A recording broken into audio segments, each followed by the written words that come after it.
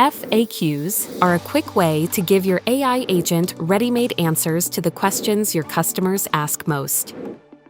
When you first set up your agent, it crawls your website to generate a starting set of FAQs automatically, so you've already got something to work from. Adding to them or refining them is easy to do anytime.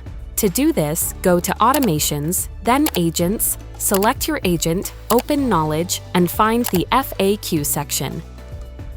There are two ways to add your questions and answers. The first is to add them manually. Click Add FAQ, type in a question and its answer, and add as many as you like.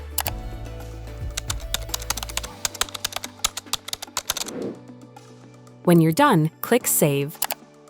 The second is to upload a CSV file, which is handy if you already have your FAQs in a spreadsheet. Just make sure your columns are named correctly, then choose Import CSV, select your file, and save. Your agent will start drawing on the answers right away. If there's ever a question and answer you don't want your agent to use, you can disable it without deleting it.